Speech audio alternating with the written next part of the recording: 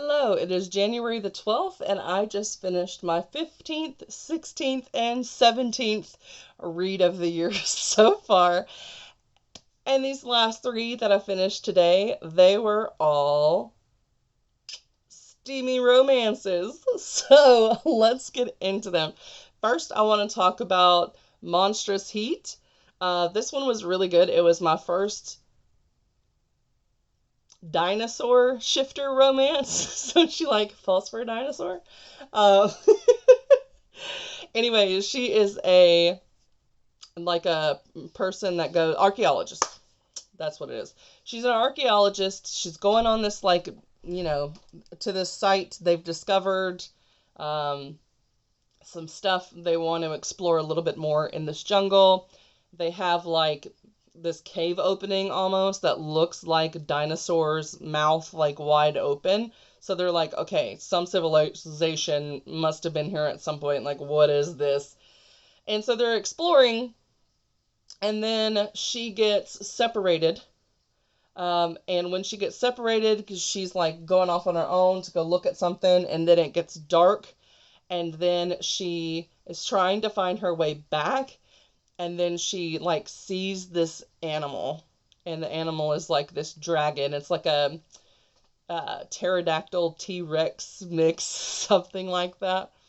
And so she's freaked out, so she makes herself really big, and she's like, "Rah!" Anyway, she freaks out. The pterodactyl thingy T-Rex is, coming after her. And eventually he like goes behind the bushes or whatever and turns into a human, and then proceeds to rescue her from the dinosaur. So this is the setup of the book.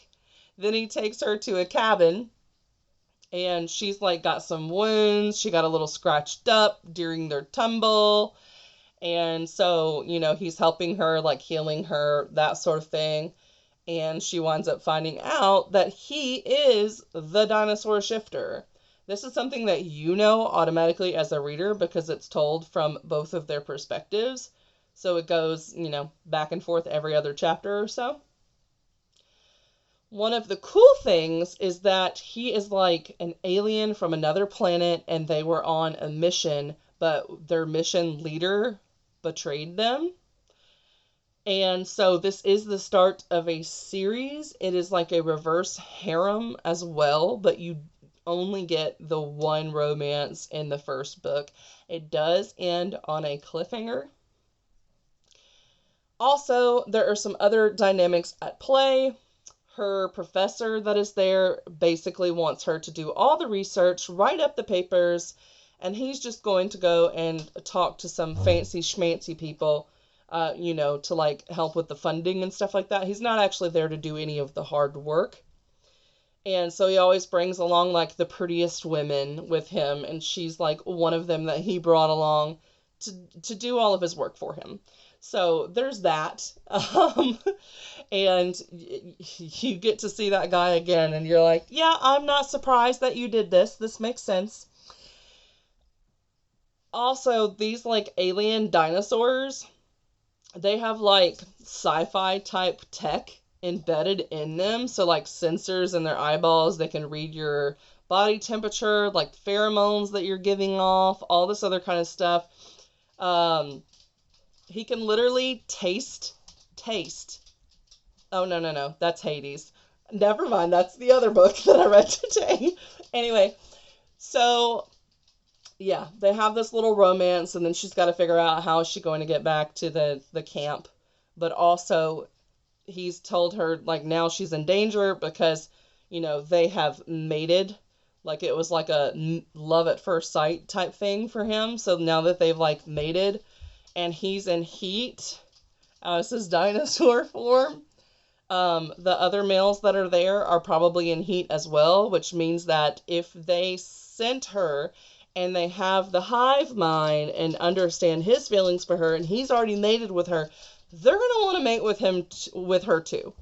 So yeah, it's definitely going to be turning into some sort of reverse harem. But it was fun. It was short. It was like 150 pages. So if you want to try out your first dinosaur shifter romance, I say go for it.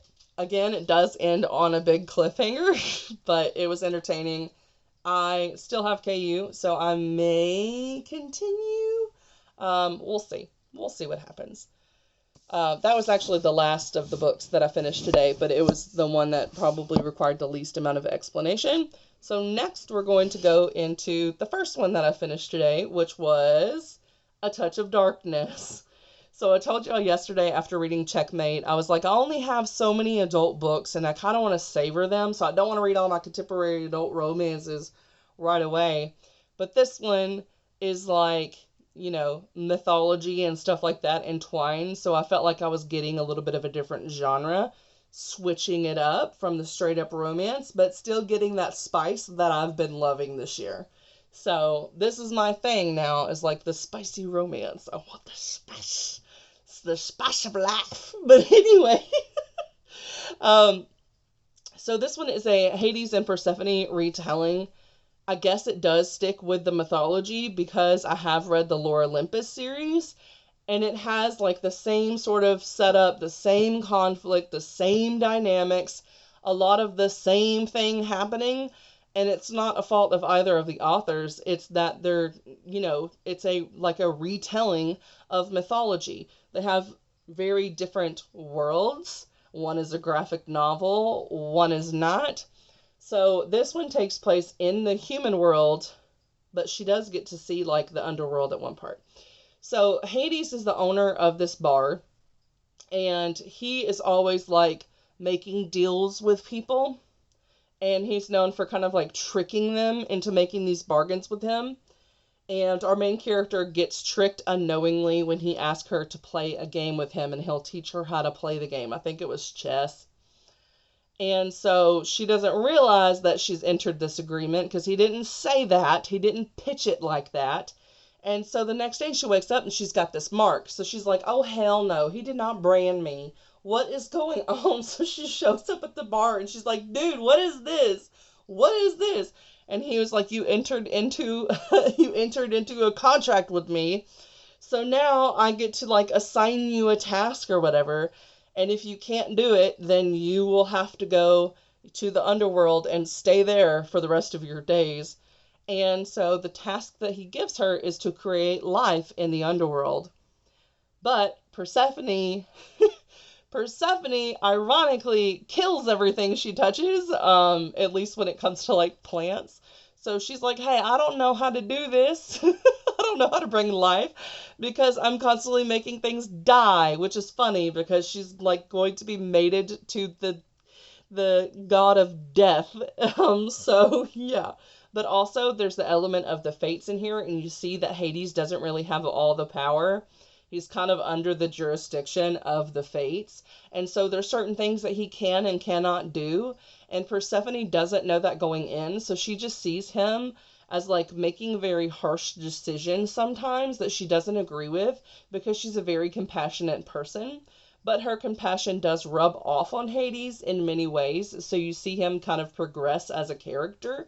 But also you see her seeing him in a different light as time progresses. I really like their relationship together. And the steam, oh my goodness, was there some steam. There was lots of steam. There was lots of scenes with steam. So if you want a steamy book with a bit of mythology in it, go with this. I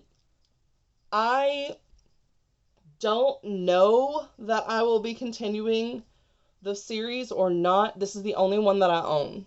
If I owned the rest of them already, I would go ahead and read them because it was good. I did enjoy it.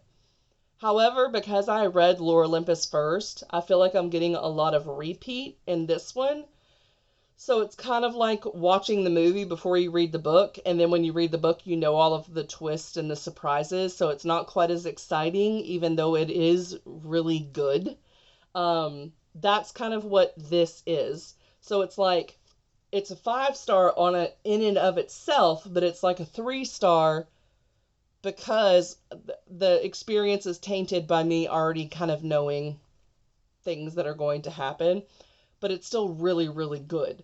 So I would definitely recommend this if you're into the mythology. I would also say that it could be confusing for you if you are not already aware of like Greek mythology, specific people in Greek mythology.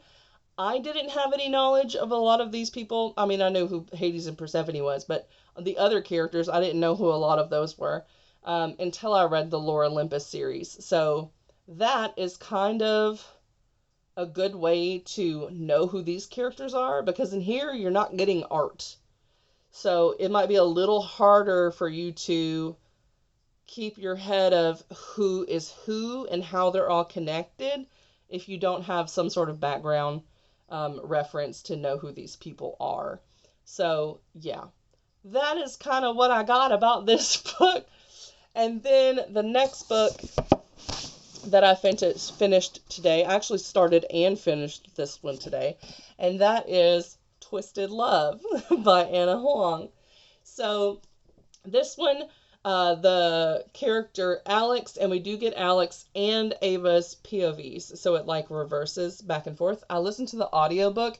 His voice is so deep that I had to turn the bass down so that I could understand what he was saying when I was listening to him in my car. Because I had it fast too, so I was like, but anyway, it was really good. He has a great voice. It was just very deep. Anyway, so he is Ukrainian American and she is Asian American, but I don't know what country in Asia. I can't remember. I think there was China mentioned at one point. I don't know. Her name is Ava Chen. His name is Alex Volkov. Volkov. This is, I would say, more of a dark romance, but not really, because I enjoyed it. I don't like dark, where I don't like the male love interest because they are too controlling and all this other kind of stuff. With that being said, he definitely fits the definition of alpha hole, and he stays that way throughout the whole book. But because I know they're going to wind up together, and you do get to see the softer sides of him as well, and because we get POVs where we're in his head, that makes a difference for me because I know his like true feelings about her. Whereas if I didn't get his POV, I might not like him as much. But yeah, he's an alpha hole. He is a protector type, which can be a little like infantilizing. However, Ava, the thing that makes it okay for me is that Ava stands up for herself and she's like, this is not okay. You cannot be like stalking me or like sending people to track me. Everything that he's doing is with good intention. So it's not like he's just, some creep or whatever. But at the same time, it's like if she really didn't like it, like was pissed and was like leaving me the F alone, I think that he would respect that. Who knows if, he would have a hard time doing it. But there are moments in here where they are apart and he has to give her space.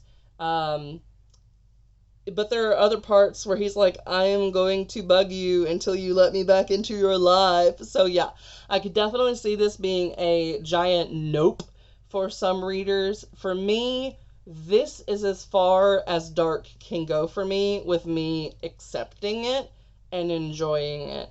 If it was any darker than this, I would be like, no, I'm not into that. I'm not gonna, whatever.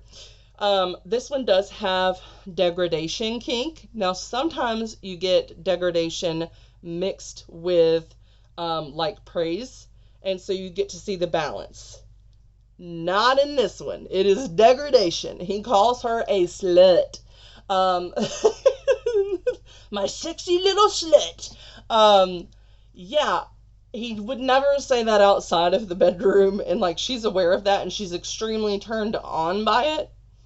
And him being kind of like in this power position and her being able to be submissive in a way that's freeing to her and letting him take the control. She really enjoys it. It empowers her.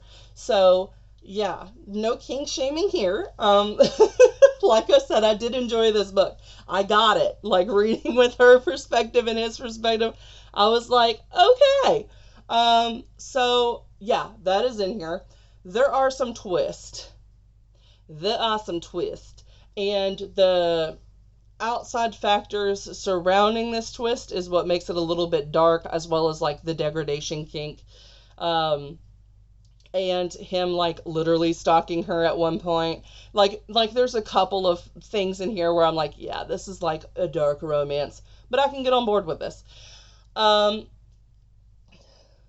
oh, my back's starting to hurt. Anyway, so to tell you about the actual story, because I haven't done that yet.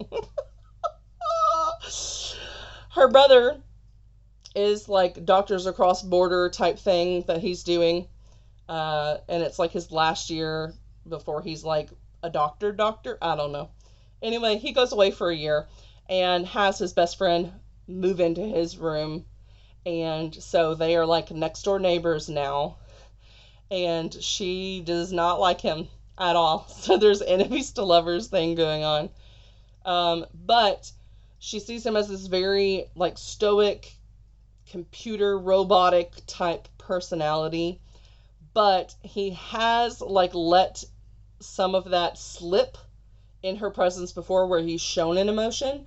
And so when her friend notices this, she's like, hey, you're the only one who's been able to draw an emotion out of him. We should test it and see if he's a robot or not. Like, we should see if he can express any other emotions like jealousy or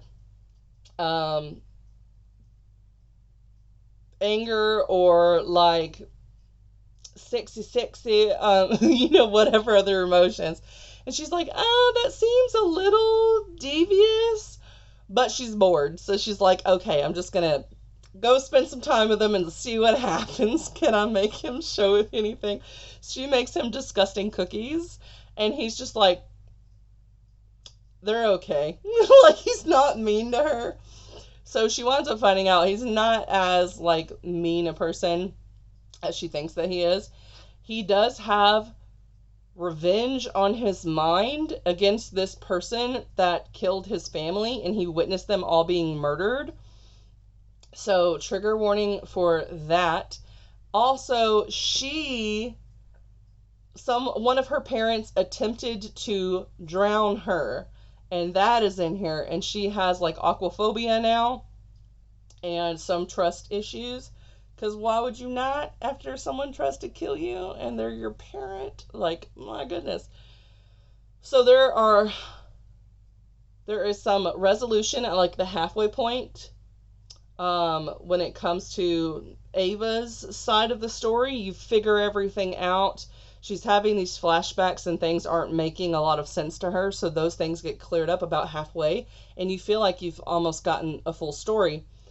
And then you shift into kind of the trajectory of Alex's path, and you get more revelations on his end. You get some specifics. You get introduced to some new characters, like his uncle. And you find out more about the events that actually happened when his parents died, how he survived, that his sister was also killed, so it wasn't just his parents. You get to see all of that. And then at the third quarter twist, you get the things that you expect in a romance, like the dark night of the soul, will they, won't they, that sort of thing. And you also get what you get at the like 3/4 of a thriller. So things all come to a head, and there's the fallout from those things, and consequences are finally served. And then you get the rest of the book is like the resolution of those things, but it also kind of shifts back to Ava and her character development, where she now has grown from this relationship to where she can stand on her own. She can be her own like protector. She can go after her dreams and face her fears. Like, she swims, and that's something that she was scared to death to do. She takes an international flight. She goes after a position that she wants that she never thought that she could do because it would require her to, like, live in another country. Um, and then for him, he feels a lot of, like, lack of self-worth. He doesn't feel like he's deserving of her. So that is the issue that he has to overcome in the latter part of the book in order for them to be at a place where they can be together and be healthy. But there is the issues that came up at the Dark Night of the Soul moment that still have to be resolved between the two. And it's a question of, are they willing to, like, communicate and forgive and move on or not? So it is a romance, so you know they're gonna wind up together. But this one was done pretty well because it's not a miscommunication trope. So I really enjoyed that this one was not that, and it was super interesting, and I would have understood if the character had been like, you crossed a line that was too great and we're done. There's no cheating in here, don't worry about that. It is more along the lines of a betrayal or a deception, that sort of thing. Some truths that he has not exposed to her, that when she learns about them, it's earth-shattering. Everything is a lie, even though it's not. Like, that sort of thing. Anyway, yeah, it was really well done. So if you want to try a romance on the dark side that doesn't get so dark where they are, like, assaulting their partner and belittling them outside of, like, a kink, that sort of thing, then this would be one to try. Again, this is like my comfort level. This is as far as it goes when it comes to the dark within the romance. Because, like, stalking someone ain't okay. Like, this stuff is not okay. But at least it's not like the other book that I read where the guy literally puts a tracking chip in her. Oh man, and there was, like, non-con and all that other kind of stuff. I was like, DNF. No, this is toxic. I don't like this. He is unredeemable. No. But this one, I liked him, so it was fine. It was fine. I accepted the faults. It's okay. We can enjoy we can enjoy a little dark romance. Is it the healthiest? No. But was it enjoyable? Yes. And there was a lot of spice. So those are the 3 spicy romances that I finished today. And though I said I wanted to savor my adult books, one came in at the library, the audiobook came in, so tomorrow I will be starting This Spells Love. So this one, she is a witch, and she is wanting to, like, erase her exes or something. She winds up erasing all of her exes' memories, and one of her exes is actually, like, one of her guy best friends. I guess they had dated at some point and then broke up for some reason, so it's like a second chance romance. So she's trying to, like, restore his memories somehow. So that's what this one's about. Witchy. I'm hoping it gives me the same sort of feel that the X-Hex had, or the Kiss Curse. I would love to have that, like, kind of cozy side of a paranormal adult romance or new adult romance. This one's probably more new adult. But anyway, yeah, I'm super excited for that. There's a donut on this cover. I want a donut. Anyway, that is all. Thanks for watching. And hopefully, well, I have things to do tomorrow. I plan on editing a 12,000 word novella that I did. So that's going to take all day, if not into Sunday. So I don't know how much of this I'm going to get done. So there may not be a review video tomorrow. It might be more like Monday. But we shall see. But yeah, this is the next one that I'm going to be doing on audio. And if y'all have any suggestions for what I should read after that, let me know. I have a crap ton of books. Most of them are older. I've not been acquiring a ton. The newer books that I have, almost all of them are book of the month because I didn't have an adult collection. So I was growing that the past, like, since like 2020 or something like that, or 2021. So yeah, I got a lot of YA, dystopian, and paranormal series, older ones. So yeah, I got a lot of crap on my shelf. It ain't crap, it's wonderful.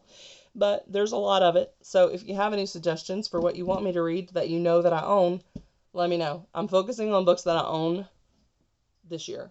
I don't plan on reading anything that's not currently on my shelves, other than like if it's a continuation of a series that's on my shelf and I don't want to wait, then I can do it. But even that I'm keeping to a minimum. So that's all I have for you today. Thanks for watching, and I'll see you next time. Bye.